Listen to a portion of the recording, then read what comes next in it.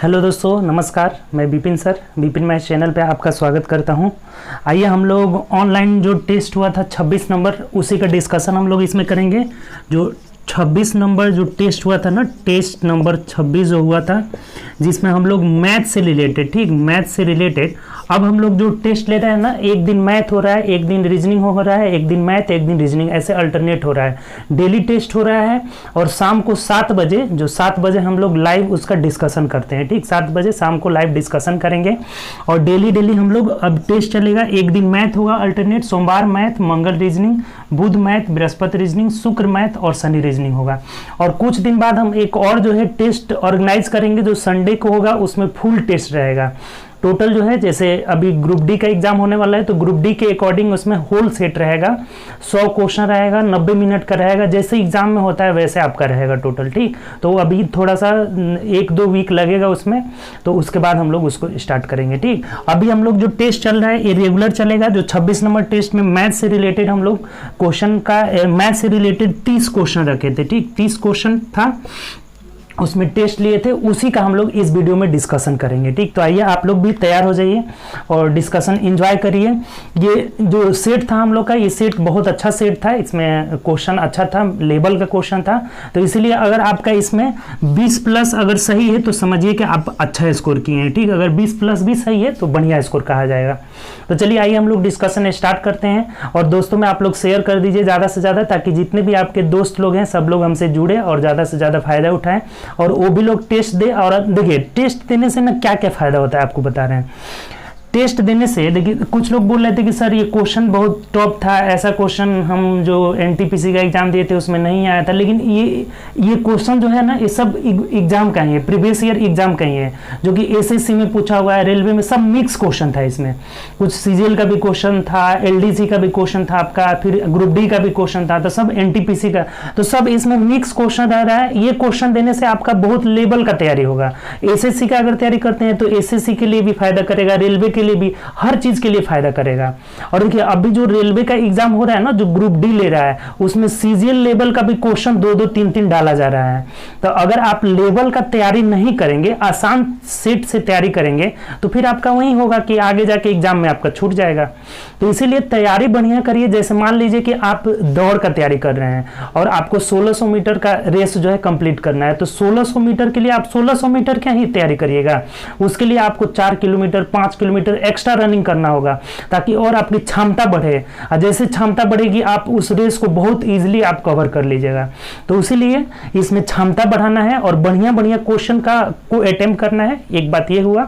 दूसरा बात, एक लोग कह रहे थे कि सर टाइमिंग और 5 मिनट एक्स्ट्रा दीजिए, तब हम लोग और ज्यादा बनाएंगे। तो देखिए टाइम एक्स्ट्रा नहीं मिलेगा, 30 मिनट ही टाइम रहेगा, 30 मिनट में ही बनाना है, अपनी स्पीड को बढ़ाना है। टाइम एक्स्ट्रा लीजिएगा तो फिर आपका क्या होगा ना, कि आपको लत लग जाएगा, ज्यादा समय का लत लग जाएगा। जितना कम रहेगा ना, 30 मिनट में 30 क्वेश्चन आपका मतलब गेटेबल है, आप कर सकते हैं। तो इसलिए समय कम नहीं है, समय बढ़िया है, समय ठीक है। इतने समय में आप कोशिश करिए कि ज़्यादा से ज़्यादा क्वेश्चन हम सॉल्व करें, ठीक। तो चलिए हम लोग इसका डिस्कशन करेंगे। ये सब तैयारी करना है। टाइम मैनेज, टेस्ट देने से देखिए क्या क्या होता है। टाइम मैनेज होता है आपका, जो निगेटिव का ज़्यादा से ज़्यादा निगेटिव करते हैं तो निगेटिव में कम निगेटिव होगा, बहुत कुछ होगा। फिर आपका रिवीजन होता रहेगा, हर चैप्टर क्या होगा, रिवीजन होता रहेगा। तो रिवीजन होगा, निगेटिव कम होगा, प्लस आपका प्रैक्टिस भी होता रहेगा, टाइम मैनेज होगा। ये सब चीज़ आपको फायदा करेगा, ठीक। तो चलिए आइए हम लोग अब करते हैं टेस्ट, देखते हैं एक एक क्वेश्चन का सॉल्यूशन।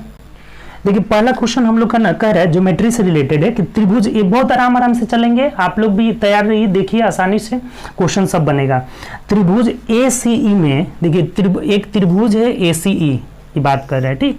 त्रिभुज ACE में BD पैरेलल AE, देखिए AE का पैरेलल है ना, तो इसको AE मान लेते हैं या C मान लेते हैं। ACE में अब AE के पैरेलल कौन है, BD है। एक ये BD लाइन है जो कि पैरेलल है किसका, AE के, बोला हुआ है हमें, ठीक। और बोला है कि भुजाओं AC और CE, AC पर B बिंदु है और CE पर D बिंदु, ये भी कर लिया। उसके बाद से नीचे एक बात बोला है ना कि AE इज इक्वल टू 8/3 जो है BD दिया हुआ है। अच्छा एक बात बताइए कि अगर BD को इसके नीचे ला लेते हैं, BD को हम इधर ला लेते हैं, तो ये AE बटा BD is equal to AE और BD का रेशियो 8:3 हो जाएगा। यानी AE अगर 8 है तो BD कितना हो जाएगा, 3 हो जाएगा। ये दोनों का रेशियो निकल गया। ठीक, तो अब बोला है ना कि हमें कि त्रिभुज ABD, हमें क्वेश्चन में बोला है ना कि त्रिभुज BDC तथा त्रिभुज AEC एरिया का रेशियो निकालना है। एरिया ऑफ त्रिभुज BDC और फिर एरिया ऑफ त्रिभुज AEC का रेशियो निकालना है, क्षेत्रफल का अनुपात। देखिए बहुत सिंपल है।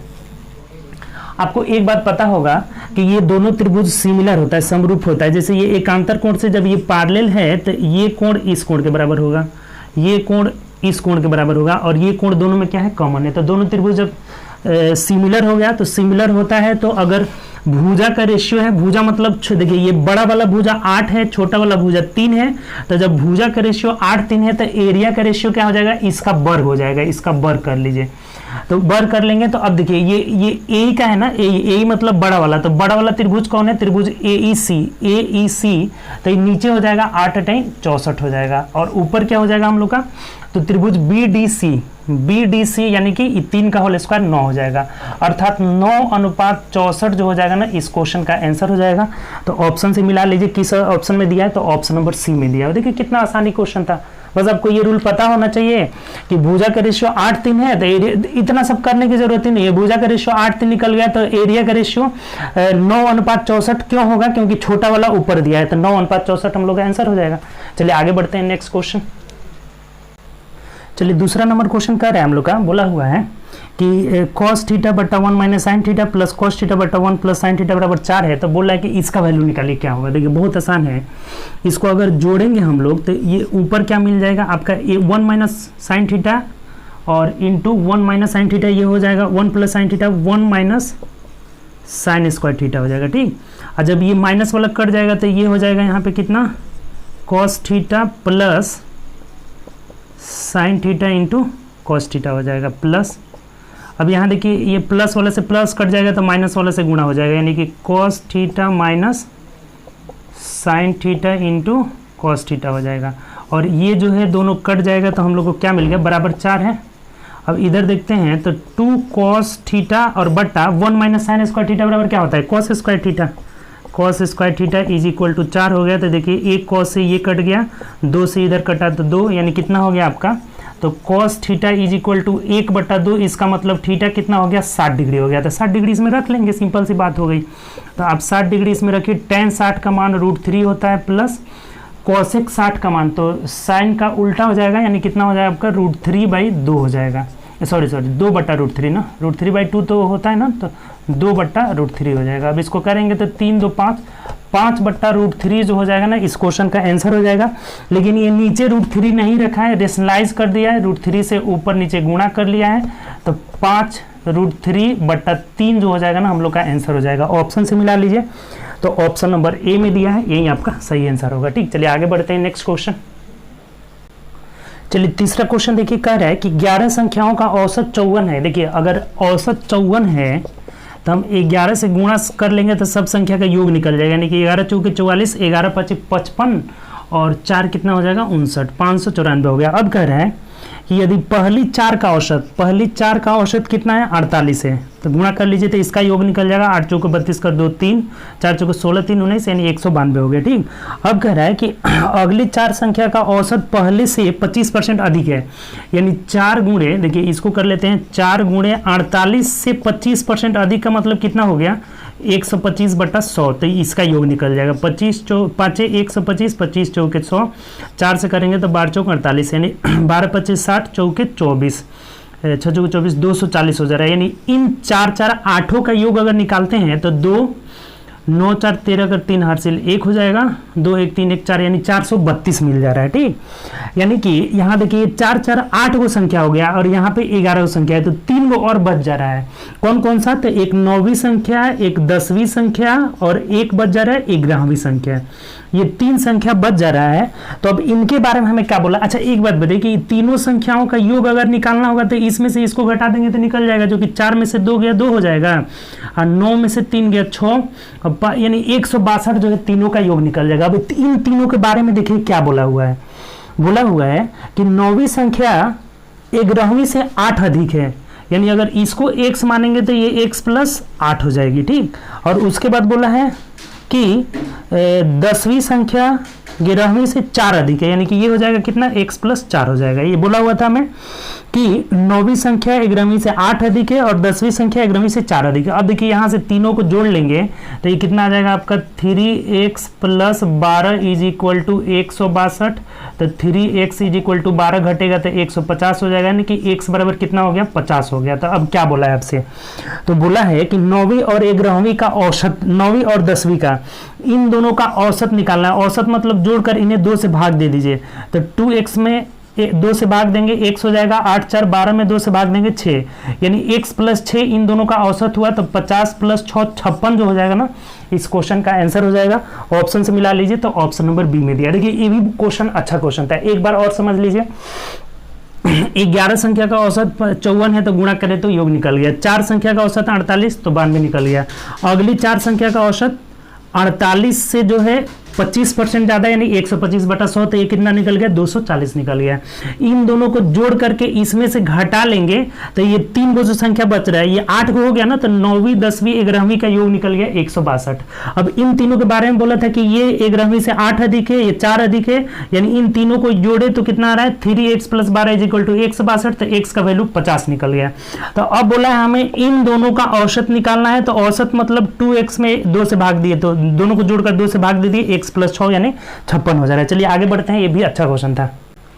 देखिए 4 नंबर क्वेश्चन कह रहा है ना कि केंद्र O वाले और त्रिज्या 10 सेंटीमीटर वाले वृत्त में PQ और RS क्रमशः 1 सेंटीमीटर और 12 सेंटीमीटर लंबाई के 2 समानांतर जीवा है। देखिए जीवा तो आपको पता ही होगा, फिगर पहले बनाइए। ये 2 सर्कल है, एक सर्कल है और इसमें 2 जीवा है PQ और RS। PQ की लंबाई x है और RS की लंबाई 12 है, और O के विपरीत दिशा में, यानी कि O केंद्र है ना, तो दोनों विपरीत दिशा में। अगर इधर PQ है तो इधर कितना है, RS है। बना देते हैं, ये PQ हो गया और ये RS हो गया। इसकी लंबाई x है और इसकी लंबाई कितनी है, 12 दिया हुआ है, ठीक, ये 12 दिया हुआ है। अब कह रहा है ना कि त्रिज्या 10 दिया हुआ है, ये भी पता है, और PQ के बीच की दूरी, PQ और RS के बीच की दूरी 14 है। ये दोनों के बीच की दूरी कितना है, 14 दिया हुआ है। देखिए ध्यान दीजिए, बहुत आसान क्वेश्चन है। देखिए कैसे बनाते हैं, बहुत इजीली बनेगा ये। अगर ये त्रिज्या, इस त्रिज्या है, त्रिज्या कितना है, 10 है, इधर से भी एक मिला लेते हैं, ये भी त्रिज्या कितना है, 10 है। त्रिज्या हर जगह क्या होगा, बराबर ही होगा, ठीक।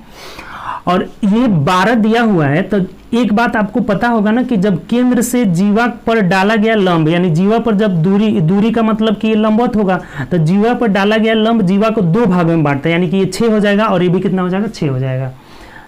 ये 6 कैसे आया, क्योंकि ये 12 है और केंद्र से जीवा पर डाला गया लंब इसे 2 बराबर भागों में बांटता है। अब ये 6 हो गया, ये 10 हो गया, तो ये कितना हो जाएगा, 8 हो जाएगा। ट्रिपलेट से आपको पता है 6 8 10 जो है ट्रिपलेट बनाता है। ये 6 हो गया है, ये 10 हो गया, तो ये कितना हो जाएगा, 8 हो जाएगा। और ये टोटल 14 है, तो इधर यहाँ से यहाँ 8 हो गया, तो ये कितना हो जाएगा, 6 हो जाएगा। अब ये 6 हुआ है, 10 हुआ, तो ये कितना हो जाएगा, 8, अर्थात जीवा की लंबाई पूरा, तो 8 है, यानी कि 16 हो जाएगा। x बराबर कितना हो जाएगा, 16 सेंटीमीटर हो जाएगा, और ये हमारा आंसर हो जाएगा। बहुत आसान क्वेश्चन था ये, इसे देखते देखते बनना चाहिए, मतलब कि फिगर जैसे बनेगा तो आंसर तुरंत आना चाहिए, ठीक। फिगर हम लोग बनाए ट्रिपलेट से, ये 8, ये 6 है, 10 है, तो ये 8 हो गया, और जब ये 8 हो गया तो ये 6 हो जाएगा, क्योंकि ये टोटल कितना है, 14 हमें दिया हुआ है, तो ये 6 हो गया, 10 हो गया, तो ये 8 हो जाएगा। 8 ये यानी 16 सेंटीमीटर जो होगा। नेक्स्ट जो है अगला जो है जीवा होगा, जो कि ऑप्शन नंबर सी में दिया है। चलिए आगे बढ़ते हैं नेक्स्ट क्वेश्चन। चलिए 5 नंबर क्वेश्चन देखते हैं। बोला है हमें कि 10 अंकों की एक संख्या है, ठीक, 10 अंकों की संख्या है और ये 88 से पूर्णतः विभाज्य है। 88 से विभाजित कब होगा, जब 11 से और 8 से पूर्णतः विभाजित होगा। कोई भी संख्या 88 से कब कटेगा, जब वह 11 से भी कटेगा और 8 से भी कटेगा, ठीक। तो अब बोला है ना कि x के अधिकतम संभव मान के लिए 5x, हमें पूछा हुआ है ना कि 5x minus 7y is equal to क्या होगा, जिसके लिए x का मैक्सिमम मान होना चाहिए। तो देखिए हम कैसे करेंगे इस क्वेश्चन को। सबसे पहले अगर कोई संख्या 8 से डिविजिबल होता है कब, जब अंतिम 3 अंक 8 से कटना चाहिए। तो अंतिम 3 अंक 8 से कटने के लिए देखिए यहाँ का अगर 8 से ये कट रहा है संख्या, तो y का मान क्या होगा, अगर 8 चौको 32 करते हैं, 8 चौको 32 मतलब 8 तरीके 24, 6 एक 7, यानी अगर 1 होगा ना तो ये 31। देखिए 8 तरीके 24 और 7 बचा 8 9 72 कट जा रहा है, ठीक। उसके बाद 8 चौको 32, 33 34 35, यानी कि फिर अगर 5 रहेगा तब भी कट जाएगा, ठीक। 1 रहेगा 5 रहेगा। उसके बाद अगर देखते हैं तो 1 से हुआ, 5 से हुआ, और भी संख्या हो सकता है क्या, यहाँ पे देख लीजिए 8 चौको 32, 8 चौको 32, 33 34 35 36 37 38 39, यानी 9 रहेगा ना, 9 तब भी हो जाएगा। 7 बचेगा 8 9 72, यानी ये 3 संख्या आया। अब देखिए ये 8 से कटने के लिए आया, 1 होगा या फिर 5 होगा या फिर 4 होगा। अब हम क्या करते हैं ना, तीनों को बारी बारी से रख के हमें चेक करना होगा कि y का x का मैक्सिमम मान कब आ रहा है, x का अधिकतम मान लेना है। तो देखिए 11 से कटने का नियम क्या है कि अल्टरनेट जोड़ दीजिए। अल्टरनेट जब जोड़ेंगे तो क्या मिलेगा, देखिए 9 2 11, 11 4 15 और 15 1 16 आ जा रहा है। 16 प्लस x और ऊपर वाला जोड़ दीजिए, 4 8 4 12, 12 3 15, 15 2 17 आ रहा है। तो इन दोनों का अंतर या तो 0 होगा या फिर 11 होगा। तो ये तो आराम से 0 हो जा रहा है जब x बराबर 1 रखेंगे तो, यानी कि जब y बराबर 1 रखे तो x बराबर 1 आ रहा है, लेकिन x का मैक्सिमम मान नहीं आ रहा है। इसको यहाँ रखेंगे भी तब भी -2 आएगा, -2 ऑप्शन में है नहीं।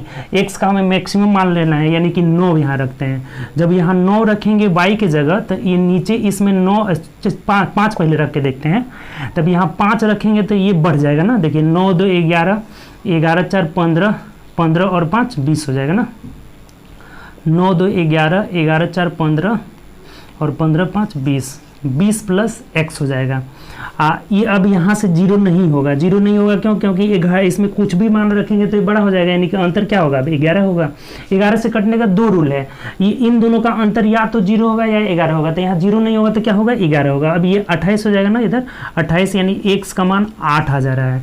यानी यहाँ देखिए y अगर रखते हैं क्या 5 तो x का मान 8 आ जा रहा है। एक और है 9, इसको भी रख के निकाल ही लीजिए। अगर ये 9 रखेंगे y का मान तो देखिए क्या आएगा, 9 2 11, 4 11 और 4 15 हो गया, 15 9 कितना हो जाएगा, तब तो बहुत कम आ जा रहा है, यानी कि यही मान रख के हमें निकालना होगा। देख लीजिए मान रख के निकाल लीजिए तो आ जाना चाहिए। यहाँ 8 रखेंगे तो 8 5 40 माइनस 7 5 35, अर्थात अंतर 5 आ जा रहा है। तो यही हमारा आंसर हो जाएगा, जो कि ऑप्शन से मिला लेते हैं किस ऑप्शन में दिया हुआ है। तो ऑप्शन नंबर ए में दिया है और ए हमारा आंसर हो जाएगा। देखिए ये भी क्वेश्चन बहुत अच्छा क्वेश्चन है, एक बार और समझ लीजिए। ये एक संख्या है, बोला हुआ है कि ये अगर 88 से डिविजिबल है तो 88 से कटेगा कब, जब 11 से और 8 से कटेगा। तो 8 से कटने के लिए यहाँ या तो 1 आएगा या 5 आएगा या 9 आ जाएगा y की जगह। अब 11 से कटने का रूल करें और पहले 1 रख के लिख रहे हैं, तो जब एक y बराबर 1 रख रहे हैं तो अल्टरनेट जोड़ करके अंतर करके फिर घटाए तो x बराबर भी 1 आ रहा है। और जब y बराबर 5 रख रहे हैं तो x बराबर 8 ही, इसी में मैक्सिमम जा रहा है। 9 रखने पे और कम आ जाएगा, अर्थात ये मैक्सिमम आ रहा है। y का मैक्सिमम मान के लिए पूछा हुआ था तो इस मान को रख दिए यहाँ से, 8 5 40 और 7 5 35 घटा लिए 5 आंसर हो जाएगा। ठीक, चलिए आगे बढ़ते हैं नेक्स्ट क्वेश्चन। चलिए 6 नंबर क्वेश्चन देखिए क्या कह रहा है हम लोग का। चलिए देखिए कह रहे हैं क्वेश्चन नंबर 6, बोला हुआ है हमें कि 3√3 का x³ minus 2√2y³ is equal to. देखिए ये बहुत आसान क्वेश्चन है, ये a³ माइनस b³ में से तोड़ दीजिए। a³ मतलब क्या, तो √3x का होल क्यूब माइनस √2y का होल क्यूब। देखिए इस रूप में 3√3 को √3 का होल क्यूब और √3x का होल क्यूब और √2y का होल क्यूब हम लिख सकते हैं। तब इसको जब तोड़ेंगे हम लोग, a³ माइनस b³, फॉर्मूला आपको पता होगा कि a³ minus b³ is equal to a minus b into a² plus b² plus ab होता है। तो इस पर रख लीजिए a³ माइनस b³ का a माइनस b का मतलब क्या, 3√3 नहीं, हाँ a माइनस बी ना है, तो √3x माइनस √2y इंटू, अब देखिए a स्क्वायर मतलब 3x² प्लस b² मतलब 2y² और प्लस ab, यहाँ लिखे ab ना, तो ab का मतलब दोनों को एक बार गुणा कर लेना है। तो दोनों को गुणा करेंगे तो कितना हो जाएगा, √6xy हो जाएगा। अब देखिए कि इन यहाँ हम मेरे अकॉर्डिंग आ रहा है √3 minus √2 3x minus √2y into 3x square plus 2y square plus √6xy, लेकिन ये क्वेश्चन में ये दिया हुआ है। इसका मतलब ये दोनों जब तुलना करेंगे तो ये दोनों क्या हो जाएगा, बराबर हो जाएगा। तो जब बराबर करेंगे तो ये देखिए सेम दिया था, खत्म हो गया। यहाँ देखिए x स्क्वायर का गुणांक यहाँ a है और यहाँ 3 है, अर्थात a बराबर 3 हो जाएगा। दोनों को तुलना कर देना है। वाई स्क्वायर का गुणांक यहाँ b है, यानी कि b इज इक्वल टू, और यहाँ 2 है तो 2 हो जाएगा। अब देखिए एक्स वाई का गुणांक c है, यहाँ पे √6 है, यानी कि c इज इक्वल टू कितना हो जाएगा, √6 हो जाएगा। अब रख लीजिए, सिंपल सा बात हुआ।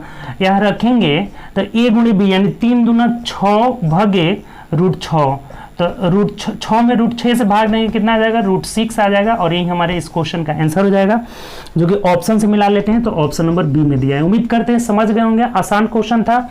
इसे हम a माइनस बी में तोड़े तो A cube minus B cube में तोड़े तो a minus B into A square plus B square plus A B होता है फॉर्मूला। अब इन दोनों को कंपेरिजन कर दिए, तुलना कर लिए, तो a बराबर 3, b बराबर 2 और c बराबर √6 आ जा रहा है। तो यहाँ मान रख दिए, आंसर हो जाएगा √6। चलिए आगे बढ़ते हैं नेक्स्ट क्वेश्चन। देखिए 7 नंबर क्वेश्चन कह रहा है ना कि ए बी सी का रेशियो दिया है, ए अनुपात बी और ए बी और सी के इफिशियंसी का रेशियो दिया हुआ है, क्षमता का रेशियो दिया हुआ है कितना, 7:5:6 दिया हुआ है, काम करने की क्षमता का अनुपात। अब कह रहा है कि साथ मिलकर वो 35 दिन में किसी काम को कर लेते हैं। तो देखिए बहुत सिंपल हो गया, टोटल वर्क कितना हो जाएगा आपका, तो 35 गुणे सबको सब मिलकर कर रहे हैं ना, तो 6 5 11 7 18 कर लीजिए, तो 18 5 90, 18 3 54 और 9 63 हो जाएगा, यानी कि 54 9 9 4 13 630 टोटल काम हो गया। अब क्या कह रहे हैं, आगे पढ़िए।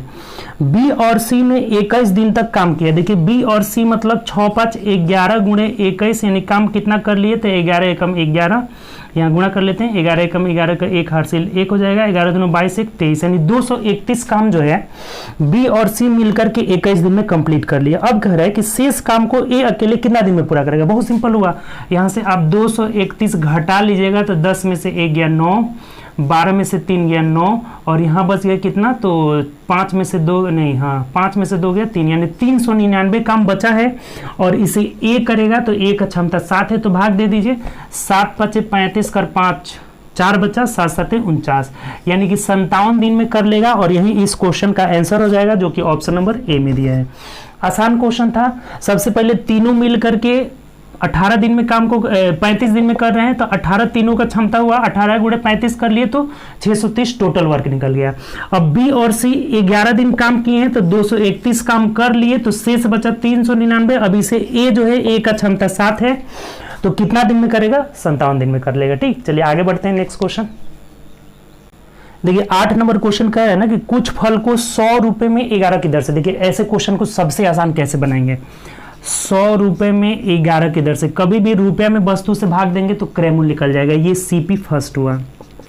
उसके बाद बोला है कि 100 रुपए में 9 की दर से, यानी कि दूसरा जो है ना 100 रुपए में 9 की दर से खरीद रहा है। ठीक, इसके बाद बोला है ना कि 100 रुपए में 9 की दर से खरीदता है कुछ और, यानी कि उतना ही, मतलब कि CP2 जो हो गया ना, 100 रुपए में 9 की दर से खरीदता है तो 100/9। कह रहा है कि यदि सभी फलों को 100 रुपए में 10 की दर से बेच देता है, यानी कि एसपी जो हो गया ना, एसपी टोटल को बेच रहा है 100/10 की दर से। कभी भी रुपया बट्टा वस्तु, रुपये बट्टा वस्तु, रुपये बट्टा वस्तु, ये क्रयमूल विक्रयमूल कर लिया। अब ध्यान दीजिए, देखिए अब हम क्या करते हैं ना कि ये सबका जो हर है ना, अब यहाँ से 0 से 0 कटा लेंगे, तो हर का जो एलसीएम हुआ ना 11 का 9 का और 1 का, यानी 99 होगा। तो 99 से सबको गुणा कर लेंगे, 99 से इसको भी गुणा कर लेंगे, और दोनों को मिलाकर बेच रहा है, इसीलिए 99 दूना कितना हो जाएगा, 198 से इसको गुणा करेंगे। इसको कितना से, 198 से गुणा करेंगे। इसको 198 से क्यों किए हैं, क्योंकि 99 यहाँ खरीदा, 99 यहाँ खरीदा, तो दोनों 2 गुना हो जाएगा, दोनों जोड़ लेंगे तो 99 99 198 हो जाएगा। अब देख लीजिए क्या हो जा रहा है, 11 9 99, यहाँ की 900 हो गया सीपी फर्स्ट, ये 9 11, यानी कि ये कितना हो गया, 1100 हो गया, और यहाँ हो गया कितना, तो 198 पे 2 0, यानी 1980। अब ये दोनों क्रय मूल्य मिल करके कितना हो जा रहा है आपका, 2000 रुपया हो जा रहा है, और विक्रय मूल्य कितना हो जा रहा है, 1980 रुपया हो रहा है। अर्थात देखिए क्या हो रहा है, इसे हानि हो रहा है। कितने का हानि, तो 20 का हानि किस पर, तो 2000 पर, और प्रतिशत की पूछा है तो प्रतिशत के लिए 100 से गुणा कर लेंगे। 3 जीरो से 3 जीरो खत्म, 2 से 2 खत्म, अर्थात 1% का हानि होगा और यही हमारा आंसर होगा। इस तरह बहुत क्वेश्चन पूछा हुआ है। सबसे आसान तरीका 1% हानि देख लीजिए, ऑप्शन नंबर बी में दिया है तो बी हम लोग का आंसर हो जाएगा। उम्मीद करते हैं समझ गए होंगे। 100/11 पहला क्रय मूल्य, 100/9 दूसरा क्रय मूल्य और 100/10 दोनों का विक्रय मूल्य। यहाँ कटा लिए हर के एलसीएम, सबके हर के एलसीएम 99 से इसको, 99 से इसको और ये 99 198 से इसको करेंगे क्योंकि दोनों को मिलाकर बेच रहा है। तो क्रय मूल्य टोटल हम लोग का 2000 आ रहा है, विक्रय मूल्य 1980 अर्थात 20 का हानि हुआ है। 2000 पे कितना हो जाएगा 1%। चलिए आगे बढ़ते हैं नेक्स्ट क्वेश्चन। देखिए 9 नंबर, एक छोटा सा ट्रिगोनोमेट्रिकल फंक्शन दिया, बोल रहे कि इसका वैल्यू निकालिए, क्या होगा इसका मान 1/sin। देखिए क्या करेंगे, सबको कॉस कॉट में बदल लेते हैं। ये 1/sin बराबर कितना हो जाएगा आपका, तो cosec theta minus cot square theta बट्टा 1 प्लस कॉसेक थीटा। अब देखिए इसको जोड़ दीजिए, तो जोड़ेंगे तो ये कितना हो जाएगा कॉसेक थीटा और माइनस ये करेंगे गुणा तो 1 माइनस कॉसेक स्क्वायर थीटा ना, 1 मिनट सॉरी, ये प्लस है ना तो प्लस और ये हो जाएगा कॉसेक स्क्वायर थीटा। ठीक, गुणा कर लिए इससे तो cos theta plus cosec square theta और माइनस कॉट स्क्वायर थीटा और बट्टा में हो जाएगा 1 प्लस कॉसेक थीटा। एलसीएम ले लिए ना, यहाँ 1 है तो ये एलसीएम इतना ही हो जाएगा, इससे गुणा किए फिर जोड़ दिए। अब एक बात अगर ध्यान से आप देख रहे होंगे ना तो ये बेसिक आइडेंटिटी देखिए, basic identity cosec square theta minus cot square theta बराबर 1 होता है, अर्थात 1 प्लस कॉसेक थीटा ऊपर भी है नीचे भी 1 प्लस कॉसेक थीटा है, तो ये कट जाएगा और हम लोग का रिजल्ट फाइनली कितना हो जाएगा, आंसर 1 आ जाएगा। ऑप्शन से मिला लेते हैं किस ऑप्शन में है, तो ऑप्शन नंबर ए में है। देखिए कितना आसान क्वेश्चन है, सिर्फ जोड़े हैं, इसको बदल लिए कॉसेक में और सबको जोड़ दिए, तो ये cosec square theta minus cot square theta बराबर 1 हो जाता है। तो 1 प्लस कॉसेक थीटा या कॉसेक थीटा प्लस 1 एक ही बात हुआ, ऊपर भी है और नीचे भी है, कट के 1 हो जाएगा आंसर। चलिए आगे बढ़ते हैं नेक्स्ट क्वेश्चन। देखिए नेक्स्ट क्वेश्चन हमें कह रहा है ना कि 1 plus sign square theta plus 1/1 plus sign square theta plus 1/1 plus cos square theta.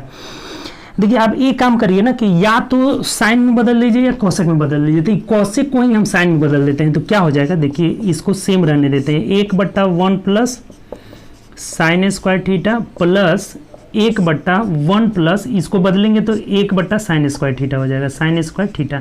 अब देखिए इसको जोड़ दीजिए, कितना आसान हो गया ये 1/1 plus sign square theta plus ये जब जोड़ेंगे तो नीचे आ जाए, ये क्या आ जाएगा, एक ऊपर है ना 1 और ये साइन स्क्वायर थीटा प्लस 1 आ रहा है तो इसको लिख देते हैं 1 प्लस साइन स्क्वायर थीटा सीधा बनाने के लिए, और ये नीचे साइन स्क्वायर थीटा रहेगा तो इसको 1 में गुणा कर लेंगे तो ऊपर क्या आ जाएगा, साइन स्क्वायर थीटा आ जाएगा। देखिए कितना आसान हो गया, ये एलसीएम दोनों का सेम है तो 1 प्लस साइन स्क्वायर थीटा नीचे हो जाएगा, ऊपर भी 1 प्लस साइन स्क्वायर थीटा हो जाएगा, दोनों कट के इसका भी आंसर 1 ही आएगा और यही हमारा आंसर हो जाएगा। बहुत आसान है, दोनों क्वेश्चन था, ऑप्शन नंबर बी जो हो जाएगा इस क्वेश्चन का आंसर हो जाएगा। ठीक, उम्मीद करते हैं समझ गए होंगे।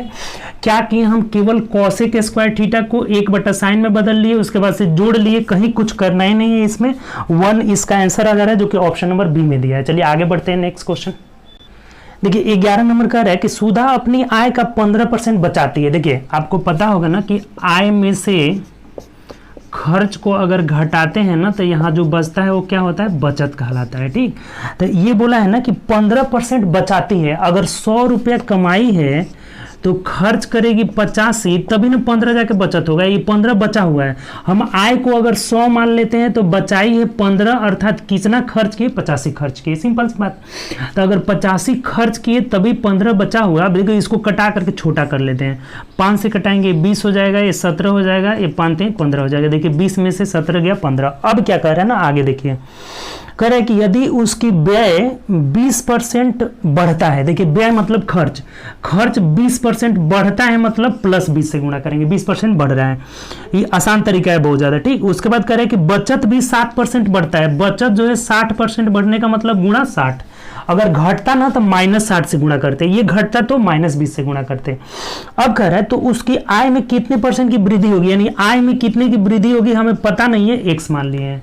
अब बहुत सिंपल हो गया, देखिए इधर 20x इज इक्वल टू ये 180 हो जा रहा है और ये माइनस में आ जाएगा 17 या 17 दूना 34 नहीं, यानी 340 इधर जुड़ जाएगा। देखिए माइनस में है ना तो -17 दूना 34 यानी 200 ना, 17 दूना 34 340 जुड़ जाएगा। तो 20x इज इक्वल टू कितना हो गया, 0.8 8 4 12, 3 1 4 1 5 52 हो जा रहा है। तो 0 से 0 कट गया, 2 से कटाएंगे 26 हो जाएगा। अर्थात ये x का वैल्यू 26 आया तो i क्या होगा, 26% बढ़ जाएगा। पॉजिटिव में आया है तो 26% बढ़ेगा, जो कि ऑप्शन नंबर किस में दिया हुआ है, ए में दिया है। यही हमारा आंसर होगा। इस टाइप के क्वेश्चन का बनाने का सबसे आसान तरीका है, ऐसा बहुत क्वेश्चन आ चुका है अभी तक आपका, ठीक। अगर आय में 15% बचाई मतलब 85 खर्च करी, कटा करके छोटा कर लिए, इसमें कितना वृद्धि होगा आय में पता नहीं है। इसमें 20% बढ़ा है तो गुणे 20, इसमें 60 बढ़ा है तो गुणे 60, और कैलकुलेट करके निकाल लिए। x का वैल्यू 26 आ जा रहा था, अर्थात 26% की वृद्धि होगा आय में। चलिए अगला क्वेश्चन देखते हैं। चलिए अगला क्वेश्चन देखते हैं। 12 नंबर क्वेश्चन देखिए क्या कर रहा है कि किसी व्यक्ति ने एक निश्चित राशि 10% वार्षिक दर से 3 वर्ष के लिए उधार ली, जबकि ब्याज वार्षिक संयोजित था। 2 वर्ष के पश्चात 6,634 रुपये दिया हुआ है, ठीक। भुगतान कर दिया और तीसरे वर्ष के अंत में 13,200 रुपये का भुगतान करके पूरा ऋण चुका दिया, तो उसने कितना उधार लिया था। देखिए बहुत सिंपल है क्वेश्चन, थोड़ा समझना होगा। अगर 100 रुपया उधार रहेगा, 10% रेट है ना, तो 10% का मतलब 1/10 हो गया, परसेंटेज को हटाएंगे तो, यानी 10 का एक ब्याज लगेगा, यानी कि 11/10 हुआ। तो 2 साल बाद, यानी 2 साल बाद मतलब इसका स्क्वायर कर दीजिए। ये बात समझे आप कि 10% का मतलब 1/10, यानी 10 का 1 रुपया ब्याज मिलेगा, यानी कि 11/10 हो जाएगा ना, मिश्रधन हो जाएगा 1 साल का। और 2 साल में तो इसका वर्ग कर दीजिए, यानी 11 1 रहे 121/100 हो गया। ये 2 साल का टोटल जो है मिश्रधन हुआ। तो इसमें से 6,634 रुपये चुका दिया है। अब जो है ये जो शेष बच रहा है ना, इस पे अब ब्याज लगेगा। इस पे ब्याज लगेगा तो 10% ब्याज लग रहा है, तो 1 साल का मिश्रधन कितना हुआ, ये 110/100 हो गया। और ये 3 साल में कितना देकर और चुका दे रहा है, तो 13,200 रुपया दे रहा है। तो पूरा जो है ऋण खत्म हो जा रहा है। बहुत सिंपल हो गया ये बात। इस बात को समझे कि नहीं। 1/10 का मतलब 11/10, तो 2 साल में 121/100 हो गया। इसमें से 6,634 रुपया दे दिया हुआ है, तो शेष पे अब जो मिश्रधन लगेगा ना 110/100 और 1,320 रुपया देकर चुका दे रहा है। अब देखिए कटा दीजिए इसको, 0 से 0 कट गया, 11 से तो आराम से कट जा रहा है, 11 एकम 11, 11 दूना 22, यानी 1200 हो गया। अब तिरछा गुणा कर लेंगे तो यहाँ हो जाएगा x का 121/100 इज इक्वल टू, ये हो जाएगा आपका 12,000 प्लस हो जाएगा, ये प्लस हो जाएगा, उधर जाकर 6,634 जुड़ जाएगा। यानी कि अगर इसको जोड़ ले तो 12 6 18, 18,634 हो जाएगा। 18,634 डायरेक्ट लिख दे देते हैं। आप कटा दीजिए, देखिए 11 से कट जाएगा, 11 एकम 11, 11 है 1 से 21 हो जाएगा, 11 एकम 11, 7 बचा, तो 11 6 के 66, 10 बचा ना, 10 और 3 यानी 11 9 99 और 4 बच गया, 11 चौके 44 हो गया। फिर 11 से देखिए कट जा रहा है, 11 एकम 11, 11 5 55, 11 चौके 44, यानी ये x इज इक्वल टू हो जाएगा 154 पे 00, यानी 15,400 रुपया वो उधार लिया था। तो ऑप्शन से देख लीजिए किस ऑप्शन में दिया है, ऑप्शन नंबर डी में दिया है, तो यही हमारा आंसर हो जाएगा। क्वेश्चन बहुत आसानी था, बस समझना था थोड़ा सा। दूसरा साल में दिया था 6,634 रुपये, तो इसको घटा देंगे। अब इस पे जो है ब्याज लगेगा 10%, तो मिश्रधन 110/100 1 साल का कर लिया, आराम से कैलकुलेशन निकल गया। चलिए आगे बढ़ते हैं नेक्स्ट क्वेश्चन। देखिए 13 नंबर क्वेश्चन कर रहे हैं ना कि 44 किलोमीटर प्रति घंटा की गति से चल रही एक रेलगाड़ी 8 किलोमीटर प्रति घंटा की गति से चल रहे एक व्यक्ति को उसी दिशा में 15 सेकंड में, अच्छा जब व्यक्ति को पार करेगी तो अपनी लंबाई को पार करेगी, अर्थात समय बराबर दूरी की जगह ट्रेन की लंबाई और बट्टा चाल। अच्छा सेम डायरेक्शन है तो सापेक्षिक चाल क्या हो जाता है, घट जाता है। तो 44 में से 8 घटा दीजिए तो 36 हो जाएगा, और किलोमीटर को मीटर में बदलेंगे तो 5/18 हो जाएगा। देखिए 18 दूना 36, अर्थात ट्रेन की लंबाई L इज इक्वल टू 5 दूना 10, 15 दहा के 150 निकल गया। ये हम लोग का निकल गया कि ट्रेन का लंबाई कितना है, 150 मीटर है। अब कह रहा है कि यदि रेलगाड़ी विपरीत दिशा में चल रही महिला को 10 सेकंड में पार करती है तो समय बराबर दूरी की जगह अपनी लंबाई को ही पार करेगी, अर्थात लंबाई 150 है, निकाल ली है। तो लंबाई और बट्टा अब विपरीत दिशा में चाल घट जाएगा, यानी कि 44 और माइनस व्यक्ति का पता नहीं है, महिला का चाल पता नहीं है तो x मान लेते हैं, और ये किलोमीटर प्रति घंटा में है तो 5/18 से गुणा कर लेंगे, मीटर पर सेकेंड में बदल जाएगा। अब कटा दीजिए, बहुत सिंपल हो गया। देखिए कितना हो जाएगा, 5 3 15, तो 18 3 54 हो गया। 54 is equal to 44 minus x, यानी एक्स इज इक्वल टू कितना हो जाएगा, 1 मिनट सॉरी, यहाँ जुड़ जाएगा ना जी, जब भी विपरीत दिशा में जाता है तो सापेक्षिक चाल जुड़ जाता है, यानी कि 44 plus x is equal to 54 हो गया, 18 3 54, तो एक्स बराबर कितना हो जाएगा, 10 किलोमीटर प्रति आवर जो हो जाएगा महिला की चाल हो जाएगा। ये भी बढ़िया क्वेश्चन है, जो भी इसमें क्वेश्चन दिया है 2-2 स्टेप में बनेगा, 2-2 स्टेप में घुमाया हुआ है थोड़ा सा, तो इसीलिए आपको पैसेंस से बनाना होगा और स्पीड तो बढ़ाना होगा, बिना स्पीड बढ़ाए कुछ नहीं होगा, ठीक।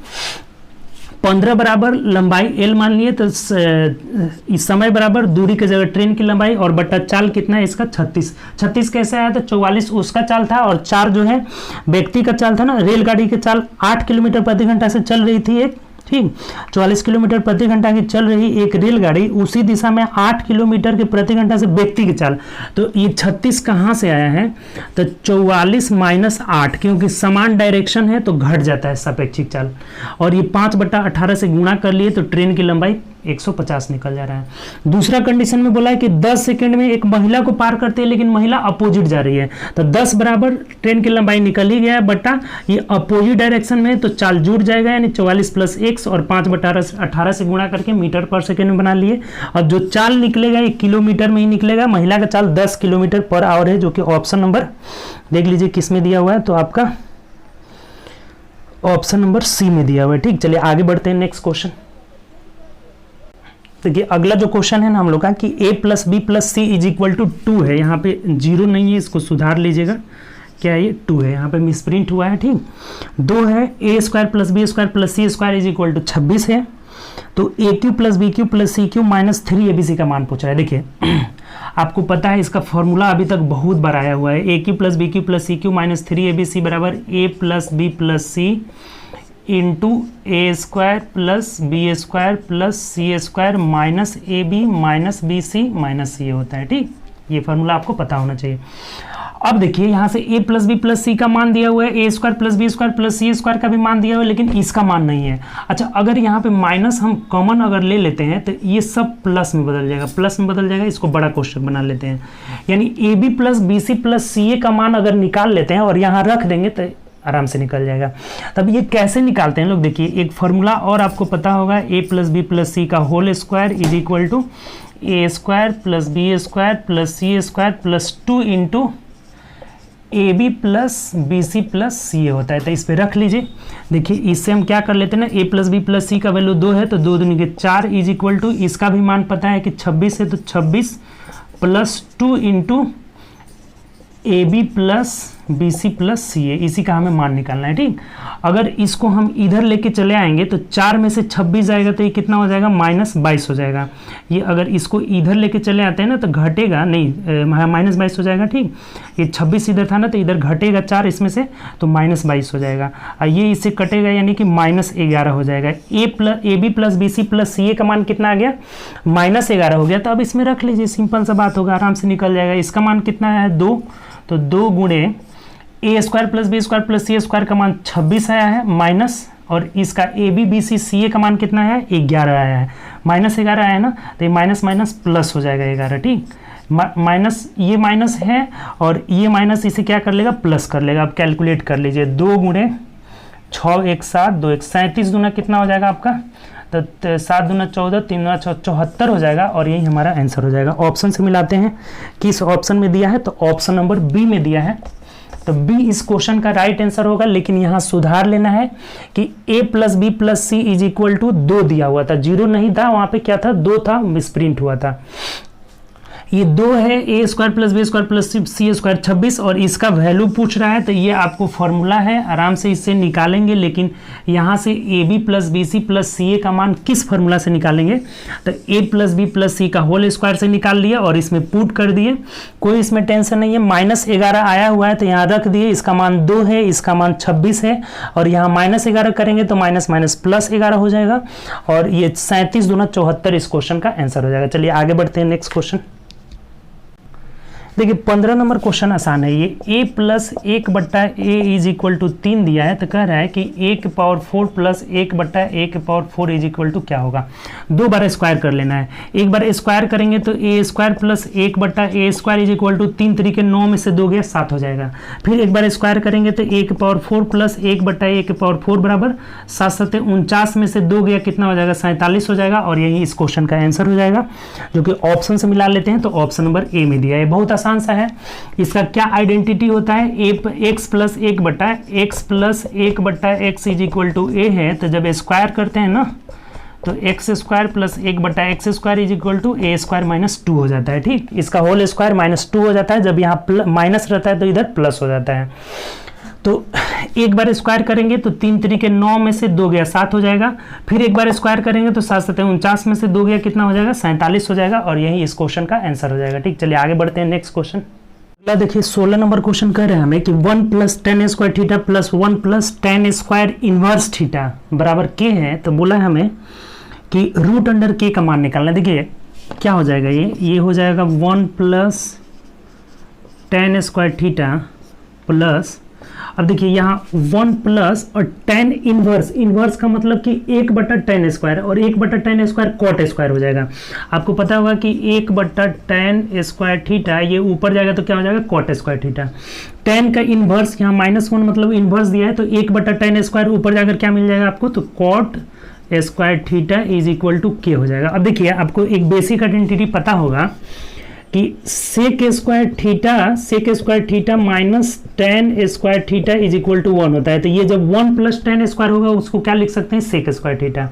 ऐसे ही यहाँ पे cosec square theta minus cot square theta बराबर 1 होता है, तो 1 प्लस कॉट स्क्वायर को हम कोसेक स्क्वायर लिख सकते हैं। तो इसको लिख सकते हैं क्या, तो सेक स्क्वायर थीटा प्लस इसको लिख सकते हैं क्या, तो cosec square theta is equal to किया गया। हमें जो दिया है ना कि इसका इनटू के रूप में दिया। अच्छा एक बात बताइए कि इसको हम लिख सकते हैं 1/cos स्क्वायर थीटा प्लस इसको लिख सकते हैं 1/sin स्क्वायर थीटा।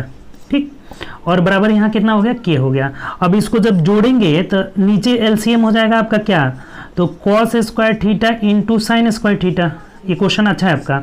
और ये cos स्क्वायर से कटेगा तो यहाँ क्या मिल जाएगा, sine square theta plus cos square theta, जो कि क्या बन जाएगा, 1 बन जाएगा। बहुत सिंपल हो गया, बराबर के हो गया। अर्थात जो ये के का मान आएगा ना, के इज इक्वल टू, ये ऊपर जाएगा तो फिर बन जाएगा आपका यही फॉर्म गुणा में बन जाएगा, यानी कि sec square theta into cosec square theta. अब रूट अंडर के का मान निकालना है तो इधर भी रूट लगा देंगे, ये रूट अंडर के मतलब तो एक एक बाहर निकल जाएगा, sec theta into cosec theta हो जाएगा। और यही हमारा आंसर हो जाएगा। ये बढ़िया क्वेश्चन है।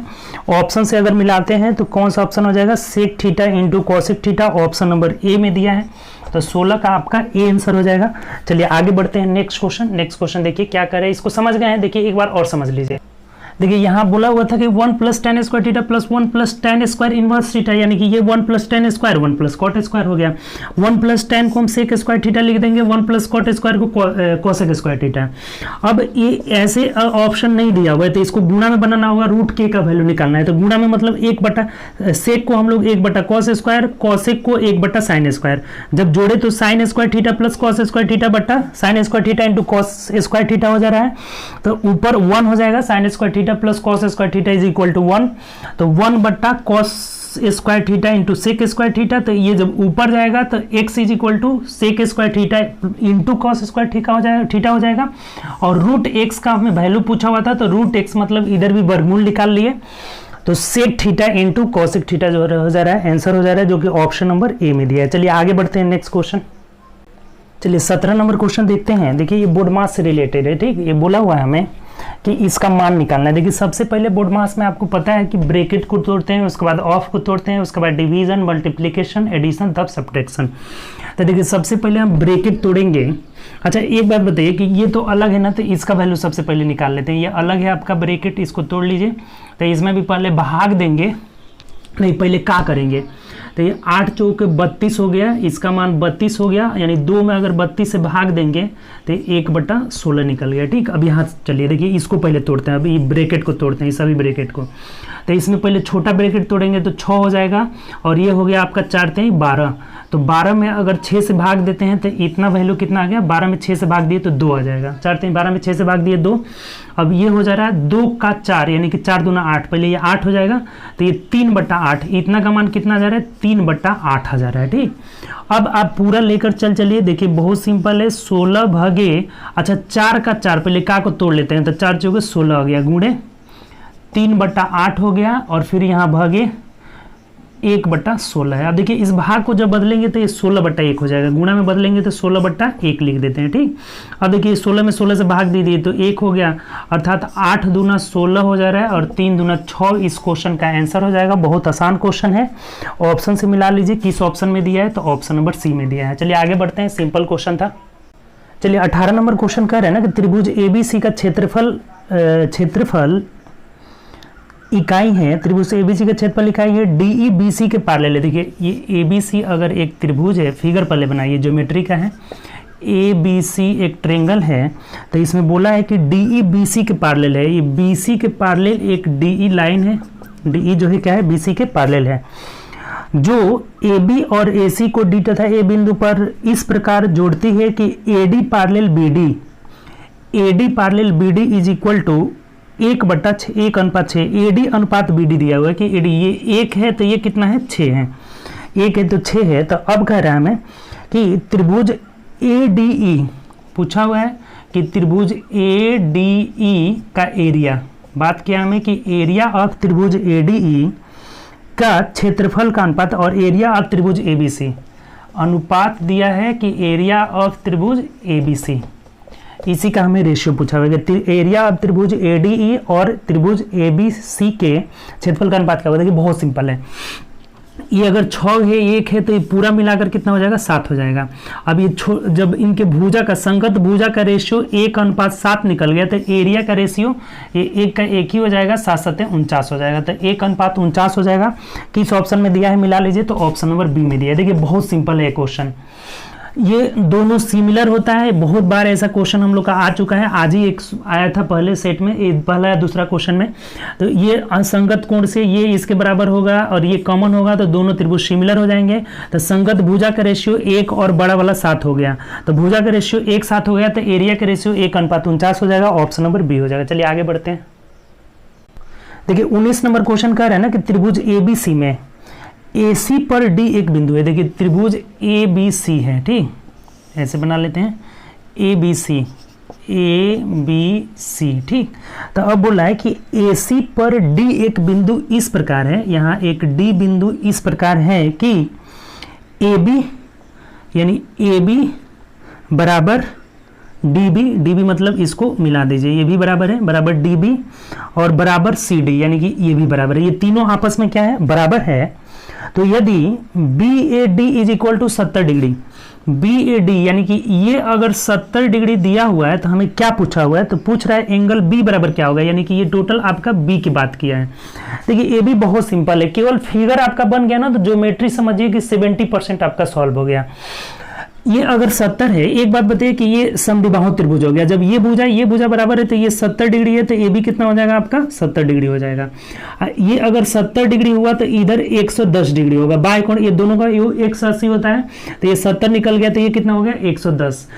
ये दोनों भुजाएं बराबर हैं तो ये भी कोण बराबर होगा, और बराबर होगा तो ये 180 में से 110 घटाएंगे 70 का आधा आधा, यानी कि ये 35 हो जाएगा और ये भी कितना हो जाएगा 35 हो जाएगा। देखिए कितना सिंपल हो गया, ये 70 हो गया, 70 हो गया तो 7 7 14 140, तो ये कितना हो गया आपका 50 डिग्री हो जाएगा। एक मिनट, ये कितना हो गया 140, तो ये हो जाएगा 40 डिग्री, क्योंकि 180 डिग्री होता है, 70 70 140, तो ये हो गया 40 हो गया। तो अब पूछा हुआ था एंगल B बराबर कितना होगा, तो angle B is equal to 40 30 कितना हो जाएगा 75 डिग्री हो जाएगा, और यही हमारा आंसर हो जाएगा। ऑप्शन से मिला लेते हैं, तो ऑप्शन नंबर सी में दिया है। उम्मीद करते हैं B में है ना, सॉरी यहाँ पे B में दिया है। उम्मीद करते हैं इस बात को समझ गए होंगे, बहुत आसान क्वेश्चन है 19 नंबर। ये 70 दिया है, ये भुजा बराबर है तो ये भी 70 हो जाएगा, तो ये 110 होगा, तो ये 35 के हो जाएंगे, और ये 70 है तो ये 40 हो जाएगा, 7 7 140, 180 में से 40 घटा लिए तो ये 40 हो जाएगा, 140 घटाए तो ये 40 हो गया, 35 हो गया, दोनों को जोड़ लेंगे तो 75 हो जाएगा, एंगल भी बराबर। चलिए आगे बढ़ते हैं, नेक्स्ट क्वेश्चन। देखिए 20 बोला है ना कि पी क्यू आर एस चक्रीय चतुर्भुज है। देखिए चक्रीय चतुर्भुज का प्रॉपर्टी क्या कहता है कि ये इसके सभी शीर्ष कहाँ होते हैं, वृत्त के परिधि पे होते हैं, ठीक। अब कह रहे हैं कि पी क्यू आर एस, नाम दे दीजिए, पी क्यू आर एस एक चक्रीय चतुर्भुज है, ठीक। कह रहा है कि कोण पी कोण आर से 3 गुना है, ये अगर x है तो ये कितना है आपका 3x है, ठीक। और उसके बाद बोला है कि कोण एस एंगल Q का 5 गुना है, ये अगर y है तो ये कितना है आपका 5y है। और कल ही जो है पिछले सेट में ही बताए थे कि जो चक्रीय चतुर्भुज के आमने सामने के कोण होता है दोनों का योग 180 डिग्री होता है, तो अगर इन दोनों को जोड़ते हैं तो 4x is equal to 180 degree, तो x का वैल्यू निकालेंगे, 4 चौको 16, 4 पचे 20 हो जाएगा, 45 डिग्री आ जाएगा। इन दोनों का भी योग 180 होगा, आमने सामने के कोण 180, तो 5y 1y यानी कि 6y is equal to 180 degree, तो y इज इक्वल टू कितना आ गया आपका, तो 36 18 30 डिग्री हो गया। अब देखिए क्या पूछा हुआ है, कह रहा है कि कोण Q प्लस कोण R बराबर कितना होगा, यानी पूछा है कि कोण Q और कोण R का योग कितना होगा। Q और R का योग मतलब x प्लस वाई, तो x प्लस वाई कर लीजिए तो 40 45 और 30 कितना हो जाएगा 75 डिग्री, इसका भी आंसर हो जाएगा। ऑप्शन से मिला लेते हैं तो इसका ऑप्शन नंबर सी हो जाएगा। आसान क्वेश्चन है कि नहीं, बहुत आसान है, इसीलिए कह रहे थे ज्योमेट्री में फिगर बनेगा सब आपका सॉल्व हो गया। ये भी रूल भी पता होना चाहिए कि आमने सामने के कोणों का योग 180 डिग्री, तो ये 4x is equal to 180 degree, तो x 45 यानी r 45 आ गया। 5x 6y is equal to 180 degree, y is equal to 30 यानी कि q आ गया 30 डिग्री, तो p प्लस q कितना हो गया 75 डिग्री। आगे बढ़िए नेक्स्ट क्वेश्चन। चलिए 21 नंबर क्वेश्चन कर रहा है ना कि 3 संकेंद्री वृत्त, संकेंद्री वृत्त मतलब क्या होता है ना कि एक ही केंद्र से 3 वृत्त खींचिए। 3 वृत्त की बात किया हुआ है, तीनों का त्रिज्याएं जो है अलग अलग दिया हुआ है। पहला वाला का त्रिज्या 4 दिया हुआ है, दूसरे वाले का त्रिज्या 5 दिया हुआ है, तीसरे वाले का त्रिज्या 7 दिया हुआ है। संकेंद्री मतलब एक ही केंद्र से 3 वृत्त, पहला वाला का 4 5 7 दिया हुआ है, ठीक। तो अब कह रहे हैं कि आंतरिक वृत्तों के बीच के क्षेत्रफल, यानी आंतरिक वृत्त है ना, ये दोनों के बीच का क्षेत्रफल, 4 वाला और 5 वाला के बीच का क्षेत्रफल मतलब ये वाला एरिया बोल रहा है, ठीक। इसके एरिया का अनुपात दोनों बाहरी वृत्तों के बीच के क्षेत्रफल, यानी दोनों बाहरी वृत्तों के क्षेत्रफल मतलब ये वाला क्षेत्रफल, दोनों का रेशियो पूछा है, बहुत सिंपल है। देखिए वृत्त का एरिया इज इक्वल टू होता है पाई आर स्क्वायर होता है, पाई आर स्क्वायर, तो पाई कांस्टेंट है, पाई का हमें काम ही नहीं करना, हटा देना है, यानी कि आर स्क्वायर, बड़ा आर स्क्वायर में से छोटा आर स्क्वायर घटाएंगे तो ये वाला पार्ट निकल जाएगा, यानी कि 5 5 25 में से 16 गया 9 हो गया रेशियो।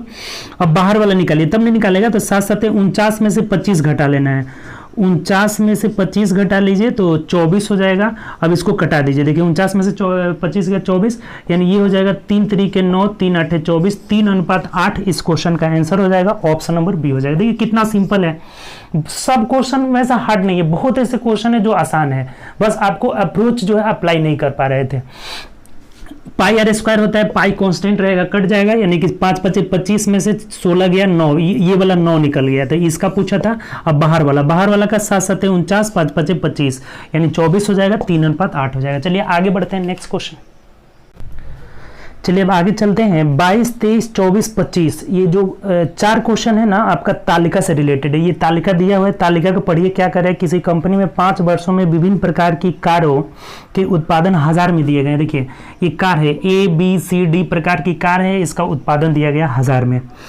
तो अब ये तो समझ लिए 13 14 15 16 17 तक दिया हुआ है। तो कह रहा है अब 22 नंबर क्वेश्चन पढ़िए कि 2013 से 2016 के दौरान बी प्रकार की कार, बी प्रकार का 13 से 16 तक जाना है, एगो छोड़ करके, कुल देखिए कितना आ रहा है।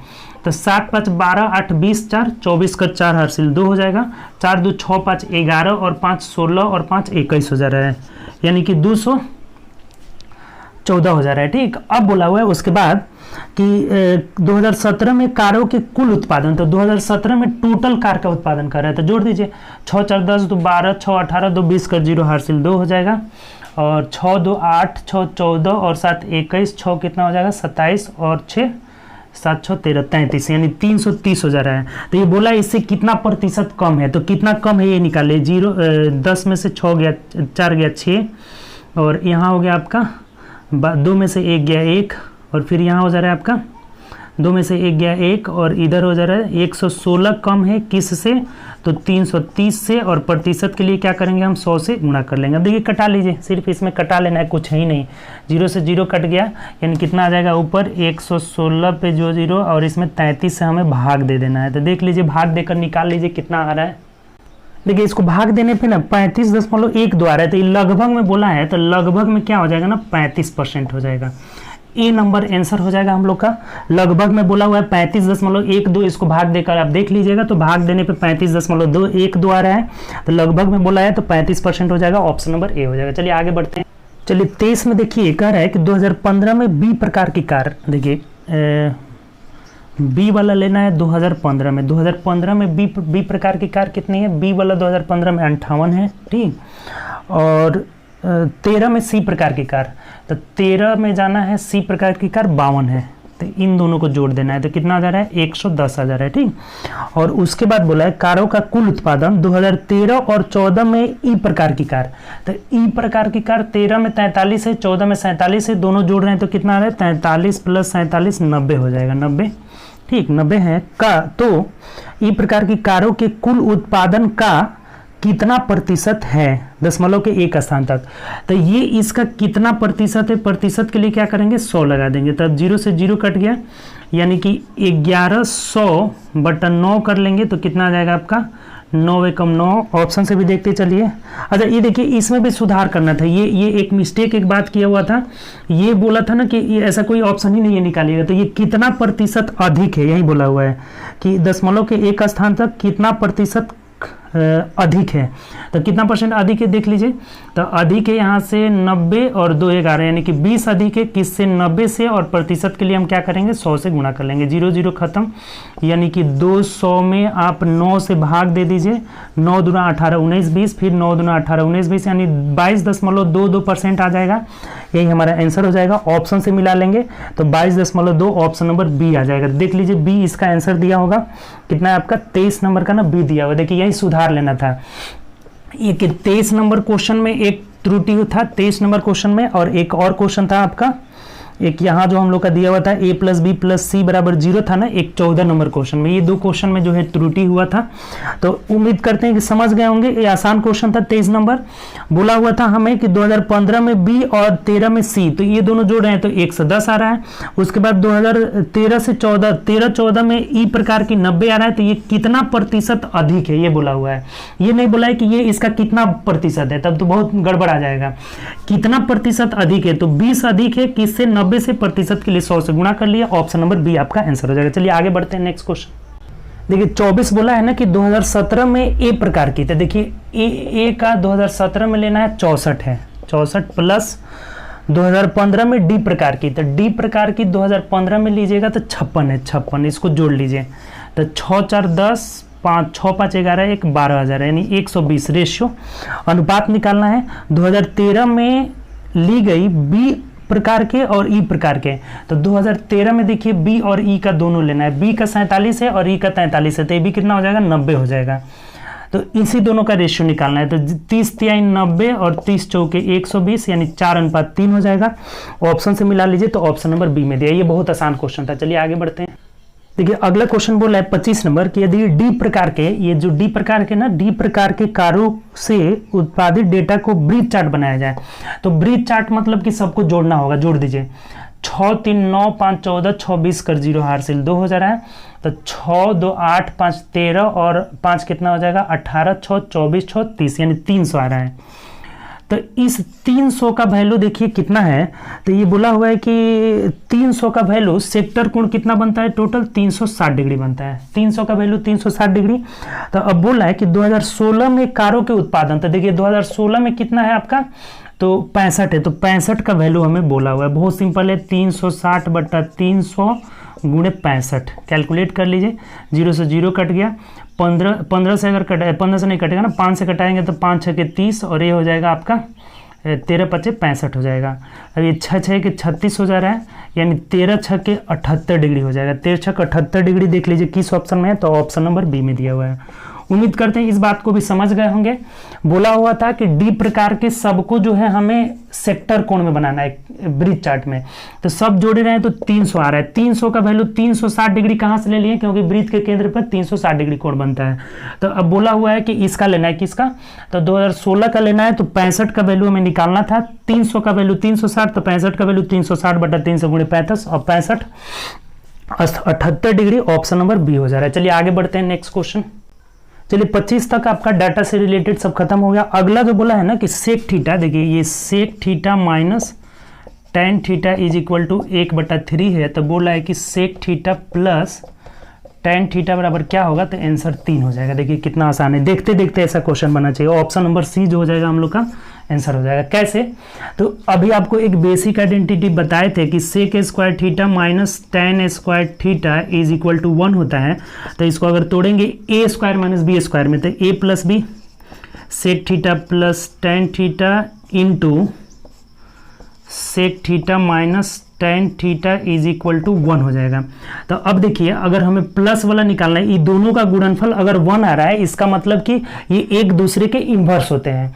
अगर sec theta minus tan theta 1/3 दिया है, तो sec theta plus tan theta क्या हो जाएगा, 3 हो जाएगा। इन्वर्स होते हैं, दोनों का गुणनफल क्या होता है, 1 होता है। तो 1 कब होगा, जब ये 3 होगा, तो इसका इन्वर्स यानी 1/3 हो जाएगा। ये 1/3 है तो ये 3 हो जाएगा। अगर ये यहाँ पे 6 देता है तो ये 1/6 होता है। 7 हो जाएगा तो 1/7 हो जाएगा। जो चीज दिया रहेगा इन्वर्स उसका कर देना है। तो 1/3 का इन्वर्स 3 हो जाएगा। तो ऑप्शन नंबर क्या हो जाएगा हम लोग का, सी हो जाएगा। बहुत सिंपल सी बात है, ऐसा क्वेश्चन बहुत आता है। एक इसमें भी आता है, देखिए ये एक ये हो गया, और एक होता है आपका कॉसेक वाला, cosec theta plus cot theta into cosec theta minus cot theta. ये दोनों पूछता है, बहुत ज्यादा दोनों पे पूछता है।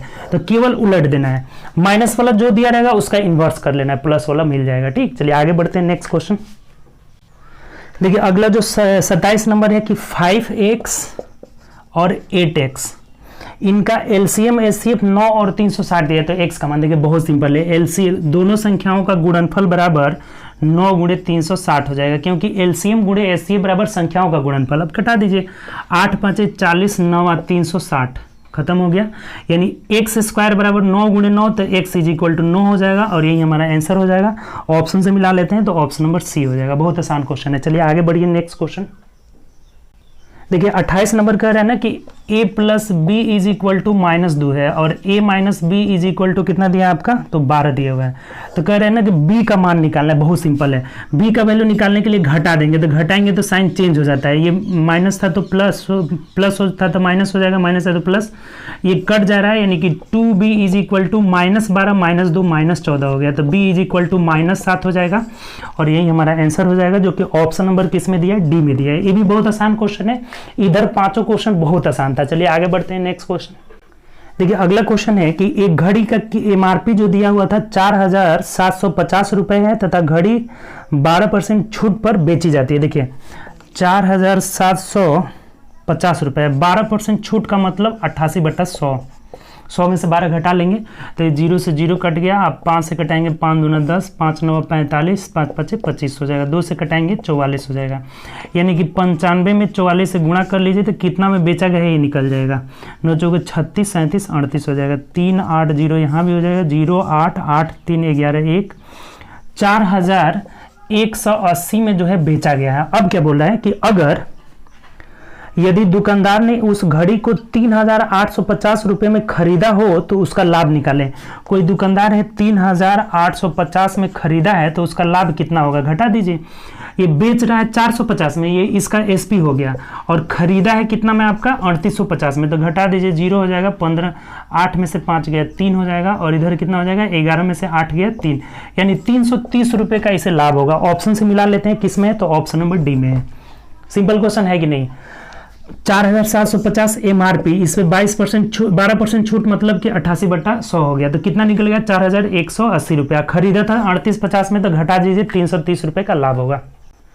देखिए 30 नंबर कह रहा है ना कि 17.5 है 4 प्रेक्षण का माध्य या औसत एक ही होता है, गुणा करेंगे तो योग निकल जाएगा, 5 चौके 20, 17 चौके 68, 2 70 हो जा रहा है। ठीक, अब बोल रहा है कि यदि नया प्रेक्षण जिसका मान 20 है अगर शामिल कर लेते हैं तो नया योग 90 हो गया, और पहले 4 गो था तो अब 5 गो हो जाएगा, एक गो बढ़ेगा तो नया औसत कितना हो जाएगा 18 हो जाएगा। यही हमारा आंसर हो जाएगा, नया माध्य औसत। तो ऑप्शन से मिलाते हैं, किस ऑप्शन में दिया है, ए में दिया है, यही हमारा आंसर हो जाएगा। देखिए कितना आसान था ये सब पांचों क्वेश्चन, सिंपल था कि 17.5 औसत है, 4 गो का माध्य है या औसत है, तो गुणा किए 70 आया, 20 वाला एक बढ़ जा रहा है तो नया योग 80 निकल गया, 90 निकल गया ना, 70 20 90, और 5 आदमी हो गया ना, 4 से 1 बढ़ गया तो 5, तो औसत या माध्य निकालने के लिए 5 से भाग दे दिया, 18 हो गया। तो 300 क्वेश्चन बहुत मतलब हम लोग आसानी से सब क्वेश्चन का किए। इसमें जो 25 क्वेश्चन था ना, ऊपर का 25 क्वेश्चन अच्छा क्वेश्चन था, लास्ट वाला 5 क्वेश्चन बहुत इजी क्वेश्चन था। ठीक, तो चलिए हम लोग अब अगले टेस्ट में मिलेंगे। अगला जो टेस्ट होगा रीजनिंग वाला होगा, जो कल होगा 30 क्वेश्चन का रीजनिंग, ऐसे ही होगा, एक दिन मैथ एक दिन रीजनिंग, एक दिन मैथ एक दिन रीजनिंग हो रहा है टेस्ट अब। ठीक, तो चलिए, और 7 बजे शाम को उसका डिस्कशन भी हो रहा है, तो ऐसे ही आपका लगातार मिलता रहेगा। आप लोग टेस्ट वाले वीडियो अच्छा लगे तो शेयर करिए, लाइक करिए, ज़्यादा से ज़्यादा दोस्तों में शेयर करिए, ताकि और भी जितने भी आपके दोस्त लोग हैं सब लोग जुड़े। और देखिए शुरुआत में टाइम लगेगा, अब ऐसे नहीं कि घबरा करके छोड़ देना है, छोड़िएगा तो फिर आपका दिक्कत हो जाएगा, धीरे धीरे करिए। ये क्वेश्चन लेवल का था, अगर इसमें 20 नंबर भी पाए हैं ना तो बहुत अच्छा पाए हैं। अब ऐसे ही आगे सेट मिलता रहेगा, कभी आसान मिलेगा कभी टॉप मिलेगा, तो आपका लेवल का क्वेश्चन जो है लेवल का मिलेगा। हर जैसे इसमें रेलवे का भी रहेगा, एसएससी का भी रहेगा, हर एग्जाम का मिक्स क्वेश्चन रहेगा। अभी नहीं कि कोई बच्चा अगर एसएससी की तैयारी कर रहे होंगे तो सोचेंगे कि हमको तो एसएससी का क्वेश्चन ही नहीं मिल रहा है, कोई रेलवे का। देखिए किसी क्वेश्चन पे ये नहीं लिखा रहता कि ये एसएससी का क्वेश्चन है, ये रेलवे का क्वेश्चन है। मैथ का क्वेश्चन है, कहीं भी आ सकता है, एसएससी में, रेलवे में, बैंकिंग में, कहीं भी आ सकता है। अब पैटर्न जो चेंज कर रहा है ना, रेलवे वाला पैटर्न एसएससी डाल रहा है। एडवांस देखिए, एडवांस के सेक्शन से क्वेश्चन आ रहा है, काफी क्वेश्चन आ रहे हैं, तब एडवांस भी करिए, उसको अच्छा से पढ़िए। मेंसुरेशन हम लोग का चल रहा है यूथ कंपटीशन के बुक से, उसे भी रिवीजन करिए और ज्यादा से ज्यादा शेयर करिए दोस्तों में। तो ओके, बाय, टेक केयर, कल मिलेंगे रीजनिंग वाले डिस्कशन के साथ।